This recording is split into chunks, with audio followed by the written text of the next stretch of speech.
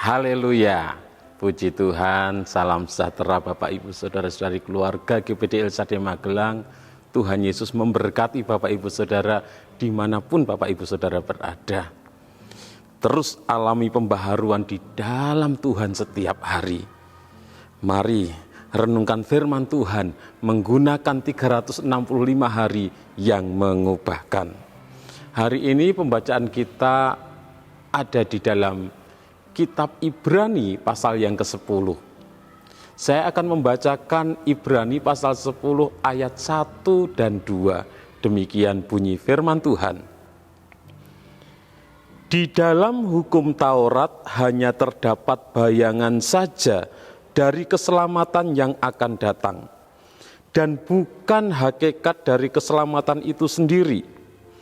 Karena itu dengan korban yang sama, yang setiap tahun terus-menerus dipersembahkan, hukum Taurat tidak mungkin menyempurnakan mereka yang datang mengambil bagian di dalamnya. Sebab jika hal itu mungkin, pasti orang tidak mempersembahkan korban lagi, sebab mereka yang melakukan ibadah itu tidak sadar lagi akan dosa setelah disucikan sekali untuk selama-lamanya. Puji Tuhan, renungan firman Tuhan hari ini saya beri tema persembahan yang sempurna. Persembahan yang sempurna. Mari kita observasi di dalam ayat-ayat yang sudah saya bacakan, Ibrani 10 ayat 1 dan 2. Apa yang disampaikan di dalam ayat-ayat tersebut? Apa yang dituliskan di dalam ayat-ayat tersebut? Kalau kita mengambil intinya, ini adalah tentang persembahan.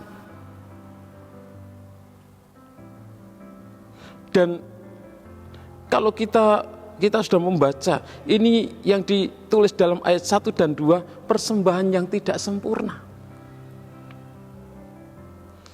Dan kita mau belajar tentang persembahan yang sempurna.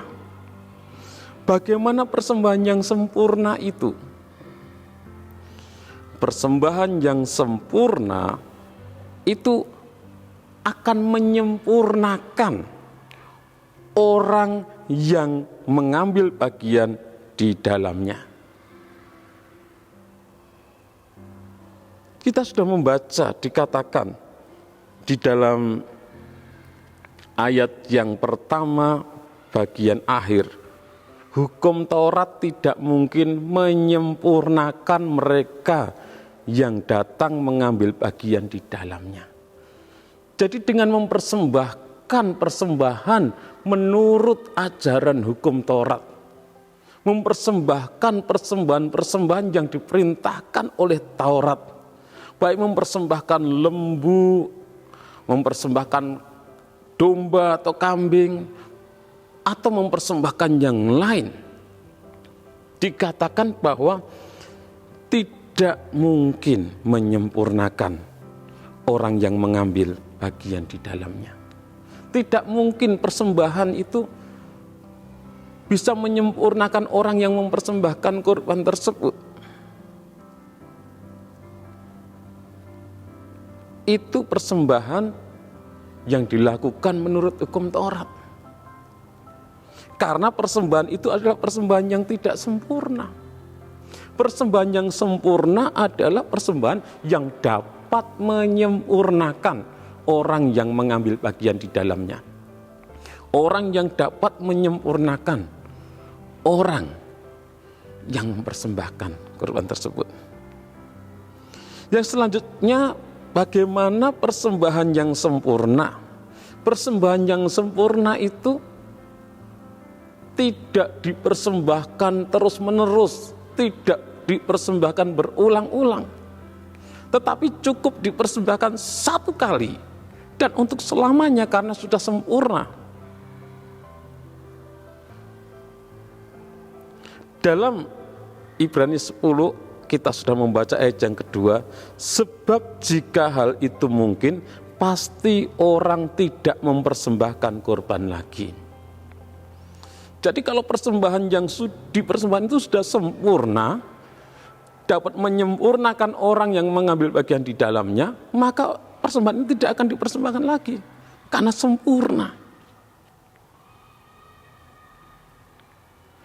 Dan persembahan-persembahan yang dilakukan di dalam perjanjian lama, persembahan-persembahan yang diperintahkan oleh hukum Taurat adalah persembahan-persembahan yang tidak sempurna. Karena harus dilakukan terus-menerus, setiap tahun harus dipersembahkan. Setiap tahun harus mempersembahkan korban keselamatan, korban penghapus dosa, korban penebus salah, dan lain sebagainya. Setiap tahun harus mempersembahkan, dipersembahkan berulang-ulang. Jadi persembahan yang ada dalam perjanjian lama yang diperintahkan oleh hukum Taurat itu tidak sempurna karena dipersembahkan berulang-ulang dan terus-menerus. Bapak, Ibu, Saudara yang dikasihi oleh Tuhan, manusia lebih tinggi dan lebih mulia dari binatang. Oleh sebab itu tidak mungkin darah binatang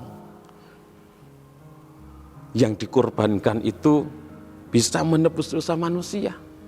Karena kita manusia itu lebih mulia dari binatang. Kita manusia itu lebih tinggi dari binatang. Tidak mungkin darah binatang yang dipersembahkan, baik itu lembu atau sapi, domba atau kambing, darahnya bisa menebus dosa kita. Itu tidak mungkin. Di dalam Ibrani pasal 10 ayat yang keempat dituliskan di sana, ayat yang keempat Ibrani 10, sebab tidak mungkin darah lembu jantan atau darah domba jantan menghapuskan dosa. Jadi tidak mungkin darah binatang itu bisa menghapuskan dosa manusia. Karena manusia lebih tinggi dan lebih mulia dari binatang. Apa yang lebih rendah tidak bisa menggantikan yang lebih tinggi. Darah binatang tidak bisa menggantikan, tidak bisa menebus dosa manusia. Namun walaupun demikian, itulah cara Allah menyatakan kehendaknya di dalam perjanjian lama, di mana Allah menyatakan kehendaknya, Allah memberikan Taurat, memberikan perintah-perintahnya supaya manusia yang hidup di dalam perjanjian lama itu melakukan hukum Taurat, mempersembahkan persembahan, mempersembahkan korban yang berupa lembu, sapi, kambing, domba, dan lain sebagainya. Persembahan-persembahan yang tidak sempurna. Itu semua untuk menjadi bayangan, untuk menjadi gambaran dari keselamatan yang akan datang, yaitu keselamatan di dalam Tuhan Yesus Kristus. Dalam Ibrani 10 ayat 1 dikatakan, di dalam hukum Taurat hanya terdapat bayangan saja dari keselamatan yang akan datang. Jadi semua itu hanya menjadi bayangan, menjadi gambaran dari keselamatan yang akan datang. Keselamatan yang kita terima, kita peroleh dari Tuhan Yesus Kristus. Karena Yesus Kristus adalah persembahan yang sempurna. Interpretasi pelajaran yang kita dapatkan dari ayat-ayat ini, persembahan yang sempurna adalah persembahan tubuh Yesus Kristus. Itulah persembahan yang sempurna. Dalam Ibrani 10 ayat yang ke-10 dituliskan, Ibrani 10 ayat yang ke-10, dan karena kehendaknya inilah kita telah dikuduskan satu kali untuk selama-lamanya oleh persembahan tubuh Yesus Kristus. Jadi kita dikuduskan satu kali untuk selama-lamanya oleh persembahan yang sempurna, yaitu persembahan tubuh Yesus Kristus. Melalui pengorbanannya di atas kayu salib, darahnya Dia curahkan, tubuhnya menjadi korban untuk menguduskan kita, untuk menyucikan kita, untuk menebus segala dosa kita, untuk menyempurnakan kita manusia-manusia yang berdosa. Persembahan tubuh Yesus Kristus menyempurnakan orang-orang yang percaya kepadanya.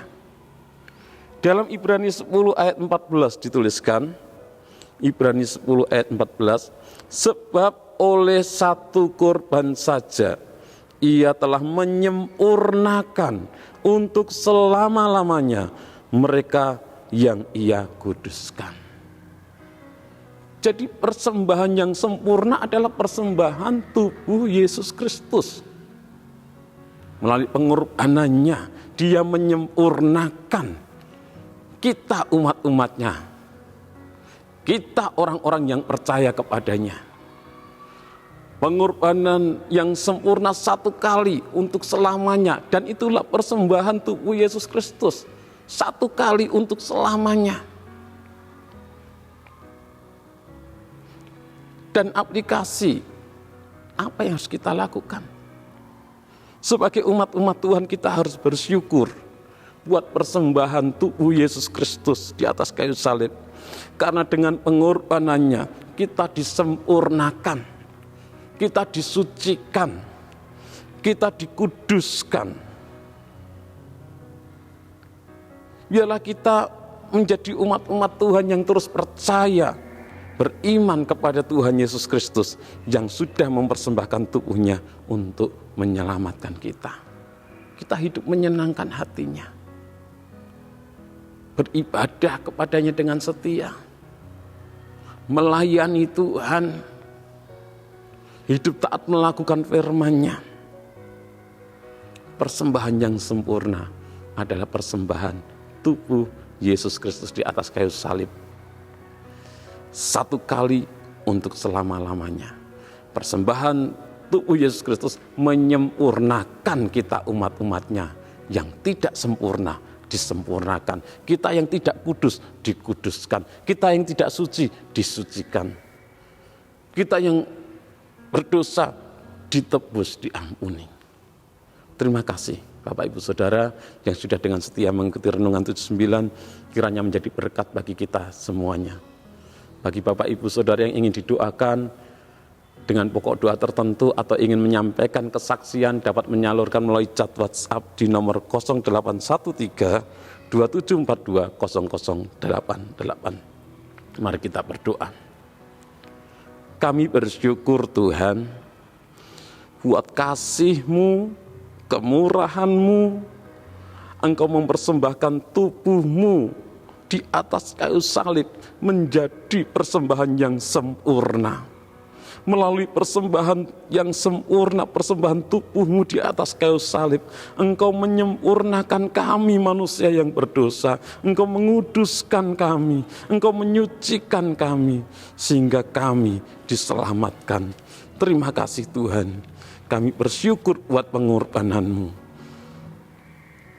Ini hidup kami Tuhan, pakai kami untuk menjadi alat-Mu, untuk memberitakan kasih-Mu, pengorbanan-Mu bagi kami umat manusia. Berkati seluruh umat-umat-Mu dimanapun mereka berada. Biarlah kami boleh teguh di dalam iman kepada Engkau. Karena hanya di dalam Engkau ada keselamatan. Di dalam nama Tuhan Yesus Kristus kami berdoa dan bersyukur. Haleluya. Amin.